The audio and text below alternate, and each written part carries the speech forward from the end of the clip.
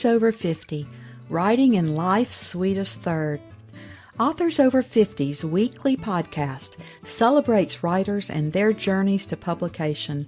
Writing after 50 is a whole story on its own, so let's skip to life's sweetest third and talk with authors about their journey from pen to publish. Welcome. I'm Julia Daly, your host, and I invite you to listen to interviews with writers who've achieved their goal of publishing a book just later in life. We've seen award lists for under 30 or under 40, but I've yet to see lists for those who've achieved a significant milestone of their own, launching a new career and publishing their first book after the age of 50. We will hear about these authors' inspirations, struggles, strategies, and the smell of that first book. These writers' journeys inspire me because I'm one of them. My guest today, when not busy writing, spends his time as a college professor with both an M.A. in education and an M.F.A. in creative writing. He hosts a weekly podcast on the Comics in Motion Podcast Network, where he critically analyzes indie comics and graphic novels.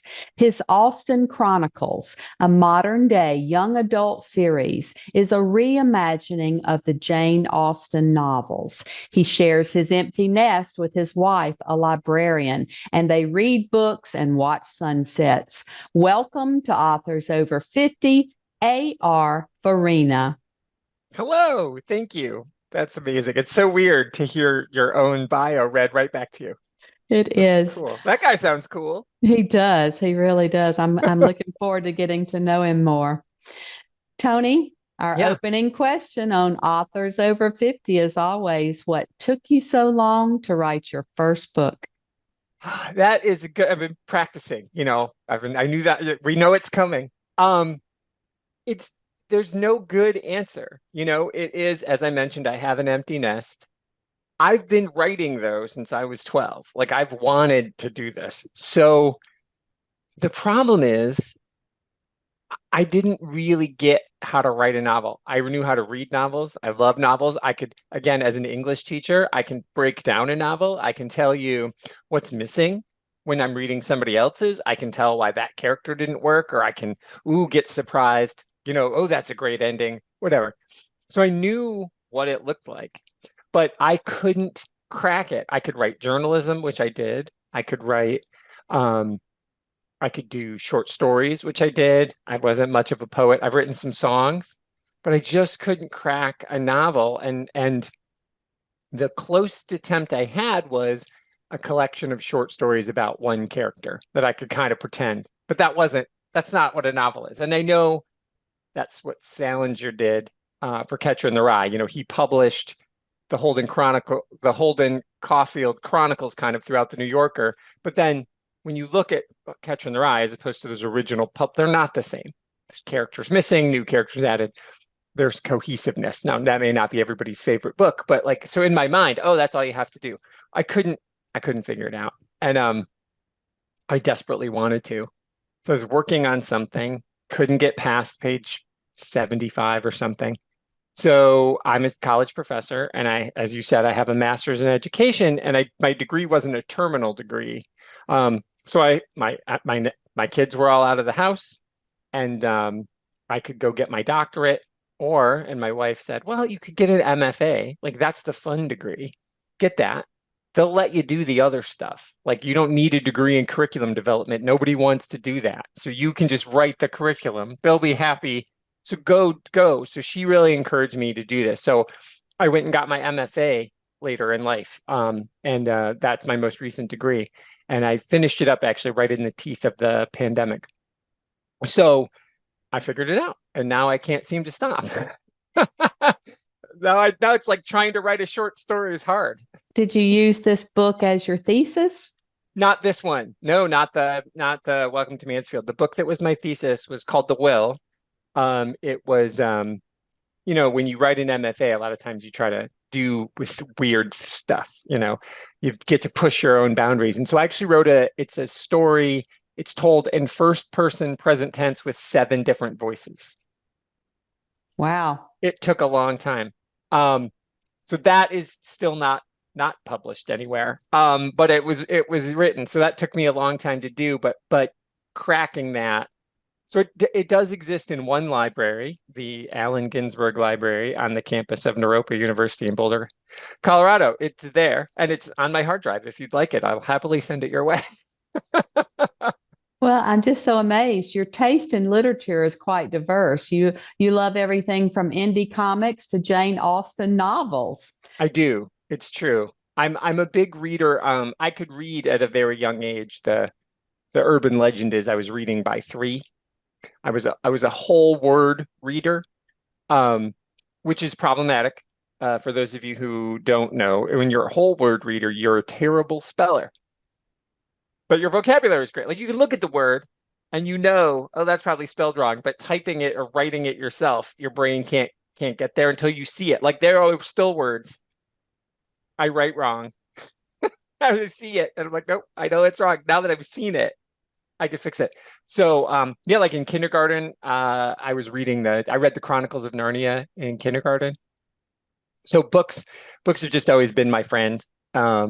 So I read a lot of comic books. That was actually kind of the big inspiration that I thought I could write. I was like, these stories are cool. I read plays, whatever anybody could give me. It was like in the 70s, ADHD wasn't a diagnosis. I didn't get that diagnosis well until adulthood, but I had it, obviously. So they were like, what are we going to do with this kid? He doesn't sleep, he runs around, and he won't stop. So they hand me a book, though,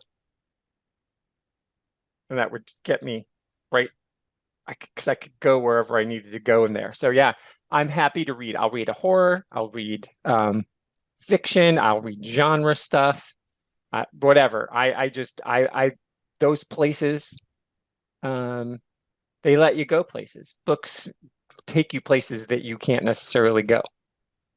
It's so interesting that you're a whole word reader or a learner because that's how I learned, and I'm much older than you are. So I find that interesting because we didn't learn by phonics, so Right. I can't sound out a word. We had sight word cards, and that's how I learned to read.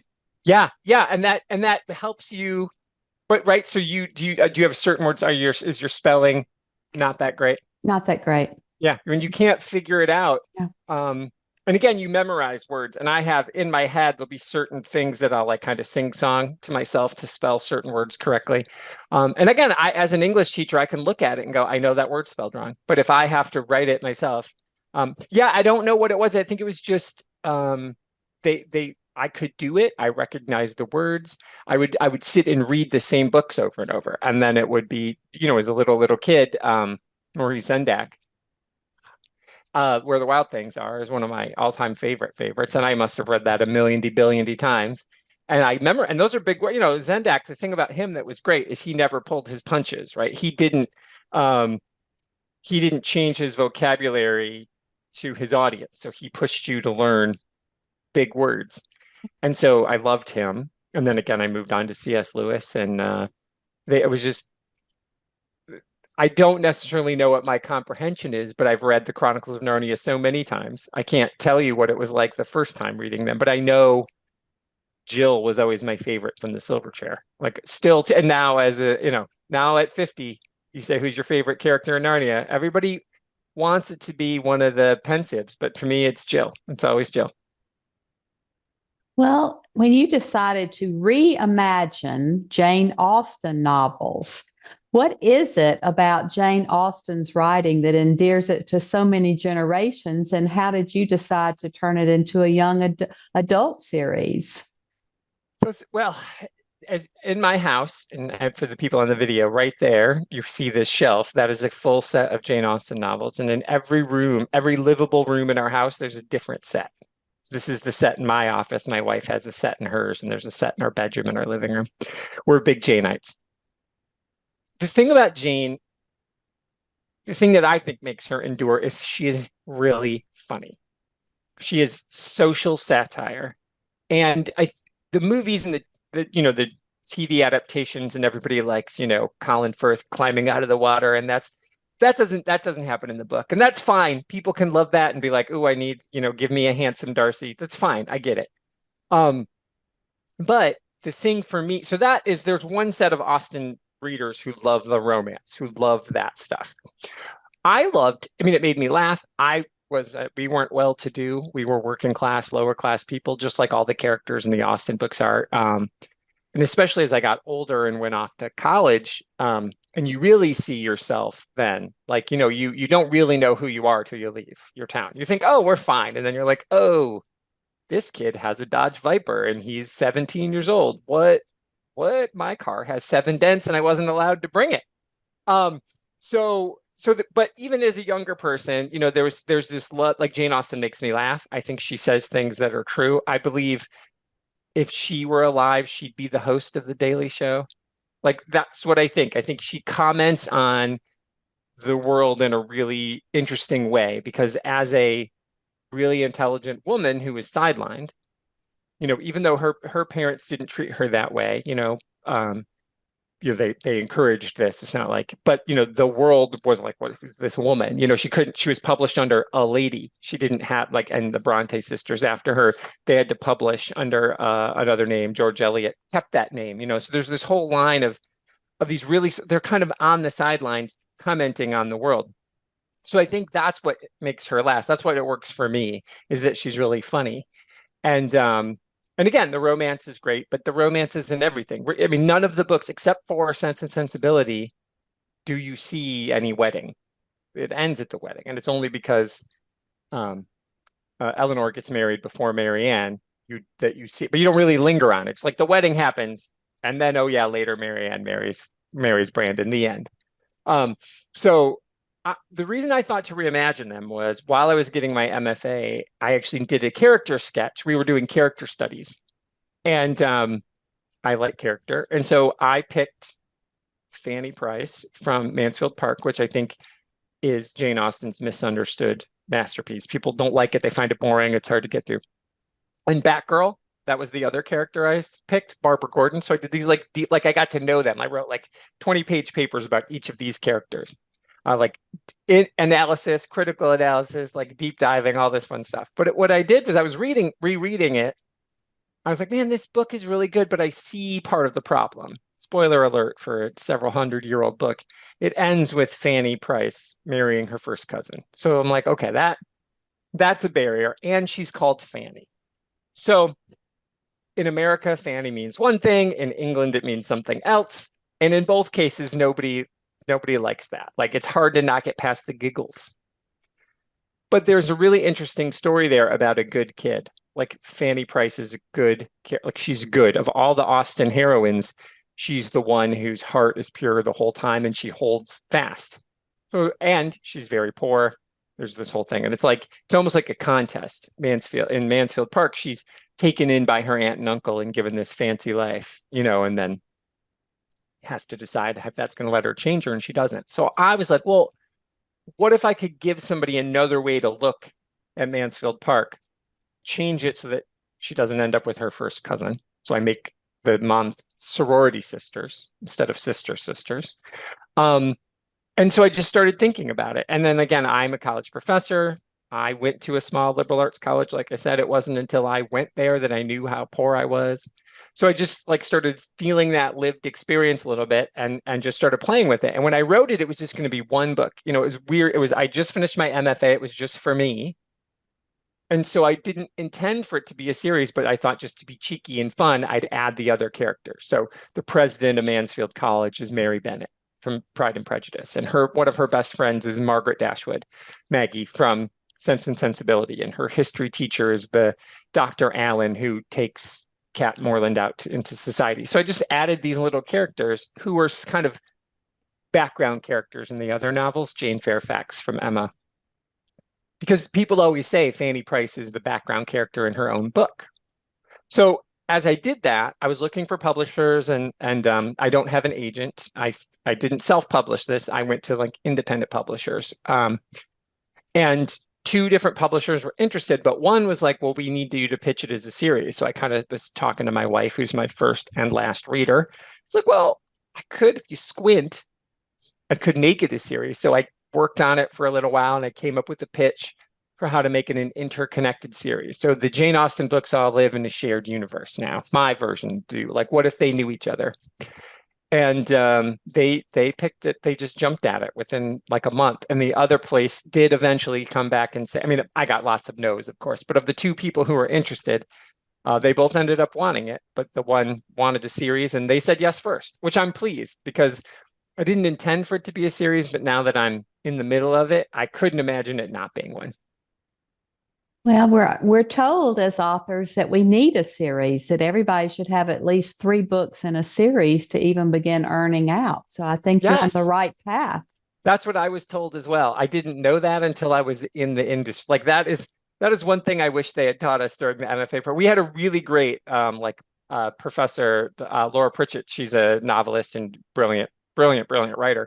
And she was kind of the person who explained some of this too. But that wasn't something that we learned in that class. And I'm not mad at Laura, but because she doesn't write those. She doesn't write a series. But that is what I was told too. And so I know it's frustrating, isn't it? Because you're like, oh, unless you're because there's no room for Stephen King anymore. There's no right. That's just not a thing. Well, for so long, everyone wanted to be with the big 5. That's all Yeah. we knew, and that's where you wanted to go.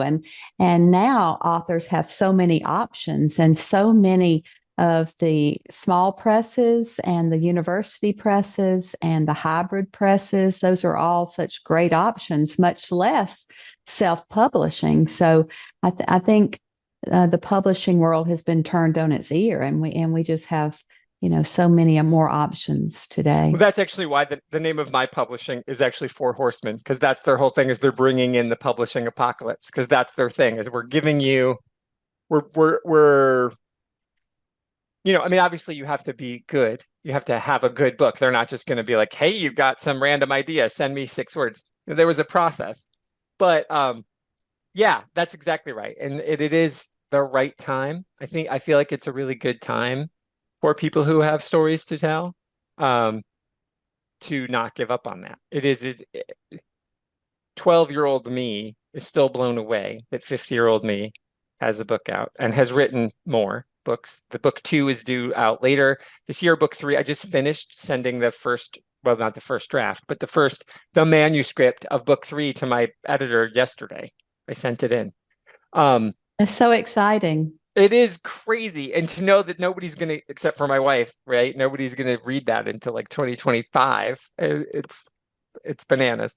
But that's the one, right? That's when I can be like, okay, now I can finally see what happens. But yeah, it is a great time. It is like, what a time to be alive for writers, because while there is still a gate, and I feel like there maybe should be in that, you don't want bad books. You don't want to read junk. But it used to be, oh, we need the new whatever. Well, and if you don't have the new whatever it is, and that's still the case, the big 5, you're not getting touched. If you aren't, they're not breaking ground. Indie publishers, mid-sized publishers, university presses, they break ground. They take risks. They say, oh, give me something interesting. And yeah, Jane Austen's Jane Austen. She's pretty safe. But what I'm doing, changing things up, changing perspective, putting them in a shared universe, modernizing it. There's phones, there's queer characters, there's people of color. I'm kind of demystifying the straight white girl thing that all Jane Austen books are. Like all of the covers, are always going to be silhouettes. You're never going to know, and the main character's race is never described. So anybody could read the book and be like, oh, I could be a heroine or a hero in a Jane Austen book. So it's like, that's the risk. It's like you're taking something everybody loves and you're maybe playing with it. But I feel like Jane Austen fans have a good sense of humor, right? Everybody loves Clueless. So that makes me feel okay. But even that was a risk. When you think about Clueless, when that movie got made, that was a big risk. So you're absolutely right. I think it's intimidating what you're doing, to take such well-loved characters and to put them in this book. I think you're doing a very brave thing. And I wonder why you chose young adult as your audience. Is it because you are a college professor? Part of it, that's good. That's two. Probably a couple reasons. One, yes, that is what I know. So it's like the young adult slash new adult um, era. Like young adult has changed. I teach that. So I used to teach young adult literature. I love young adult literature. I love to read it. But young adult, it used to mean like from any books geared for anybody who were 12 up to 20. Well, those are anybody who's raised children know the difference between a 12-year-old and a 20-year-old is vast. That's silly to think they're going to be reading the same things. But so there's kind of been this change to like middle reader, young adult, new adult. And I like the idea of that young adult, new adult place because I feel like that's when you finally become your own person. And if you look at the 6 books, the main books, and obviously she's got Sanditon Unfinished and the younger Juvenilia books, but in all of them, it's a coming of age story. And while it may be that Lizzie Bennett's 21 or Emma's 21 or, Anne Elliot, who's my favorite heroine, is gasp 27, one foot in the grave. They're all still coming of age. And so I feel like a coming of age story is really interesting at like in that time. It's your time to go into the world. And I do feel as a person who reads young adult literature, you're allowed to do character-driven stories in young adult lit way more than in adult. The novel that I wrote is a character-driven. The one for my M.F.A. was character-driven. It's not selling very well. There's no genre. There's no murders, right? There's no hard-boiled detective. And I love those. Don't get me wrong. Like hard-boiled detective, I'm here for it. But I don't write that. I don't know how to write that, nor do I want to write that. I just want to read that. So those are harder to sell. But young adult, they're like, oh yeah, kids like characters, and adults, and so many adults read young adult lit. More adults have read my book than than the intended audience so far. So I think that's it too. I think that it's another way too to kind of bridge that gap and again demystify what young adult literature can be. I mean, I know more adults who read The Hunger Games than children who read The Hunger Games, but I know lots of children who read The Hunger Games too. And I think maybe it's a place too for people of different generations to talk, to read the same book and get different levels of enjoyment. And that's a dream too. So that was why. And I just think it just affords you something different. You don't have to be stuck in, in just worrying about the plot. Just like, I have to do that. I think that's so wise. And I think today, all levels and ages of young adults to ancient adults like me, we're still trying to figure out this crazy world and how we fit in it. So, I was sitting reading a vampire love story, a series, thinking, wait, how old are you and why are you reading about high school? But well, it's just it's so entertaining and just, it draws you in. And it doesn't, just because it's about, that's such universal experience though. But like regardless of where you live, whether you're in America where high school goes till 18 or in the UK where high school ends at 16 or whatever, wherever you are, Canada where it goes till 19, it's still that lived experience. And there's that time like 16, 17, 18, 19, 20, whatever you're doing, that is a huge life. Those 5 years are so huge, and I wouldn't go back and relive them. 0% chance, but they were still formative. And I think we all have them. And I think I like what you're saying. I think we all have coming of age stories. Like we continue to come of age. And in my books, the adults it's about the kids, but the adult characters are growing and changing too as their kids or as the people in their charge are changing. And the narrator of the audiobook, actually, the villain of Welcome to Mansfield was her favorite character to read. And she actually is like, when am I going to get a Norris spinoff? I need to find out and she's well into adulthood when we meet her. And she's come of age by the end. Don't want to spoil for people who haven't read it yet, but she definitely has a coming of age story as an adult. And I think that's important too. And I think that's where we can connect, because if we're 50 or 70 or 90 and you stop wanting to change and you stop wanting to grow and not change who you are fundamentally, not like, oh, suddenly I like anchovies, not that, but like being open to something, then I think that's when you kind of stop living, is when you say, well, I'm good. I can only like this thing. And if my this show's canceled, I'm not going to bother finding a new show. And my favorite band quit making music, so I'm not going to listen to new music anymore. Well, that's sad. I mean, yes, we have our favorite bands and our favorite books, and I'll always revisit those.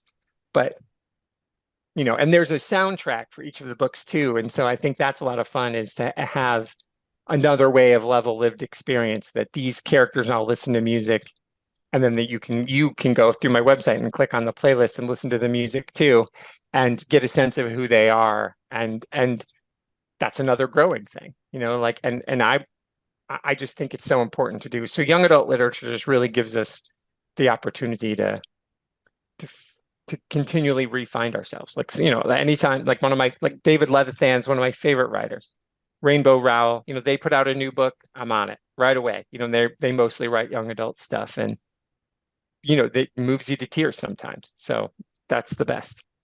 A soundtrack is certainly a great idea. And you've intrigued us so much about this book. So please tell us a little bit about the passage you've brought to share today, and then read so we can hear your tone and voice in the book. Okay. Well, it's tough. So the narrator breaks the fourth wall. The narrator is, in Jane Austen books, the narrator's there. The narrator chimes in and has things to say. And so I actually just thought I would just start right from the beginning and kind of set the tone, because all roads lead to Mansfield. So I'm just going to kind of give you a sense of the opening of the book, but also where you can hear the narrator's voice and a little bit of the narrator snark that's there. So I'm just going to read the first couple of paragraphs. So chapter 1 is actually called A Bit of History. Mansfield College is named for the small town where it resides in the middle of a Midwestern state. The term Midwestern here is a bit misleading. The state is, for the most part, in the Eastern time zone, but the term is stuck for a large swath of the United States, even though it no longer makes sense. The plains are technically the Midwest. Still, for the purposes of this story, Mansfield is the wrongly named but accurately accepted Midwest. The town began as most towns did in that time. It was a stop along the railroad during the Industrial Revolution that exploded with textiles and manufacturing. Both village and college were founded in 1814 by an abolitionist who lent his name to town and college. Mansfield, a wealthy physician whose family fortune came from quite nefarious means, wanted to create a new place that agreed with his personal values. So that's the tone. Like, the narrator has opinions, and the whole book is that. I've had a few people who said to me it took them a while to figure out what was happening, and then by like chapter 3 or 4, they're like, "Oh, this isn't going to stop." The narrator, like, paragraph 1, the narrator has an opinion about the Midwest. Why? Most third-person books aren't that way, but Jane does. Jane comments the whole time. So I like it. I like it a lot. And the original Mansfield Park does have a thing where there is a backdoor commentary about the slave trade that was happening during the time. So I thought, well, I can't ignore it, so I just say he's an abolitionist, but his family obviously got their money from quite nefarious means. And then if you're Janeite, you get it. If you're not, you're like, it's still there for you to be like, oh, that's a nice thing to do. So yeah, that's how it starts, and then it goes from there. But it is all third person. But the narrator busts in and talks to you and says, "Listen, dear reader," all the time. It calls you dear reader. Kind of an omniscient point of view there. Yeah. Yes, absolutely. But welcoming, not like this omniscient, it's not like, let's say Jack London, right? When you think like Jack London, you're reading White Fang, or you're like where the reader could get inside the head of the dog, right? It's like telling you what the dog thinks. My narrator tells you what it thinks about the dog, not what the dog thinks. So yeah, slightly different. That's more comforting to me. I hope so. What do you think is the most challenging part of your artistic process? Finding time. I'm still working full time. So that is the most challenging thing, is getting the time. And I do a good job, because we have an empty nest and we're kind of layabouts in that. My wife and I don't like to, we don't like to do, we're not big. We're not like, let's go to this party and whatever. We're like, she's a librarian, I'm an English teacher. We're like, hey, literally that description that you gave, that's us. Like, we live on a river. We can watch sunsets every night. So it is about time, but I definitely try to make time as much as I can. I spend most weekends doing nothing but writing, and it's good. The other thing is keeping up with the thoughts. So I'm my writing style is very contemplative. So like the first draft is always in my head. So as I kind of walk and talk to the characters and they have voices and I get to know them before I write a word. So they have a soundtrack. I walk around and listen to music that I think they might like. And sometimes I'm right and sometimes I'm wrong. When I write, I actually listen to the music. So any music that you hear in the book, I was listening to it at that time. So I listen to music with words and I'm writing a different story.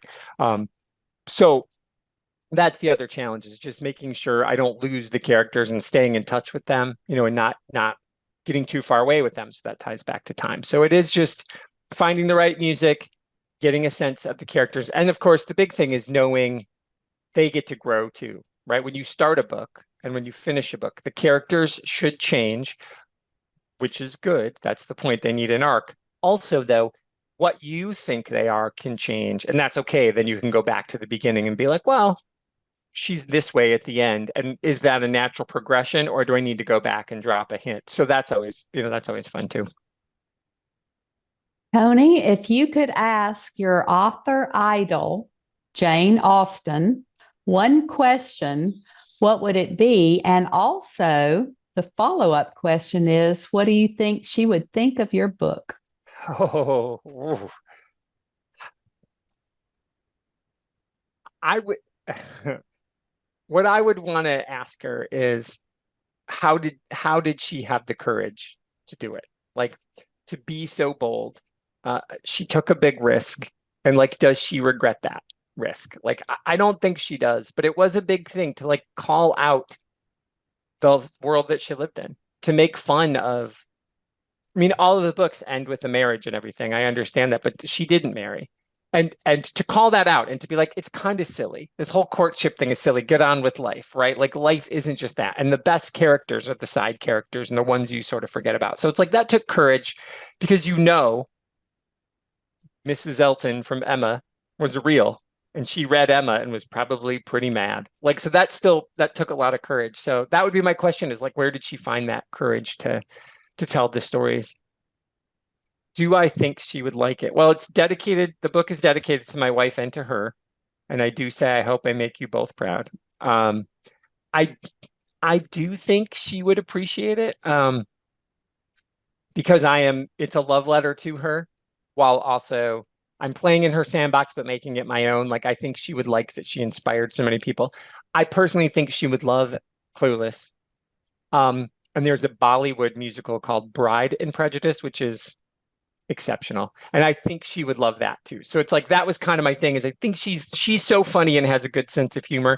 And clearly there are characters in these books that are her. Like, I would have no doubt that she and Eleanor Dashwood are, are having the same bag of not fun.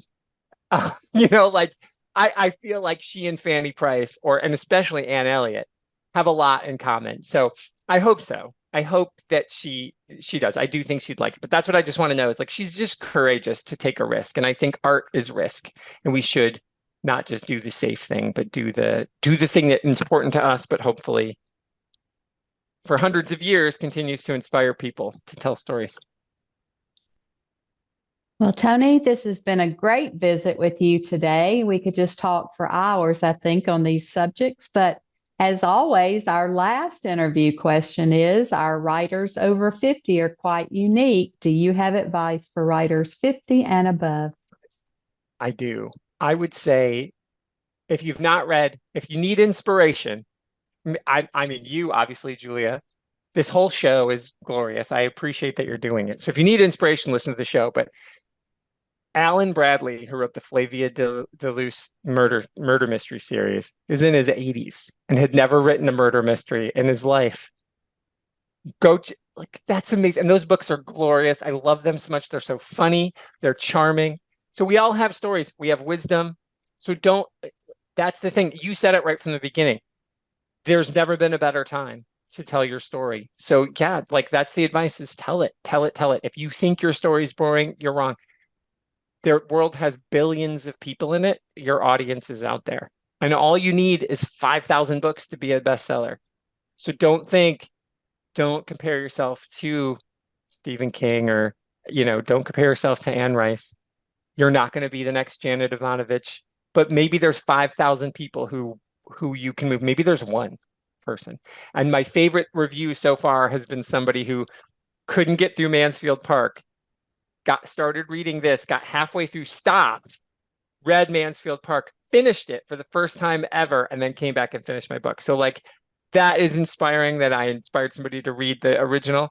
And so that is a person I don't know. That person posted that review on Amazon. That was like so touching and amazing. So like that person's life hopefully is better, not just for reading my book, but for reading Mansfield Park. So your words matter, art matters.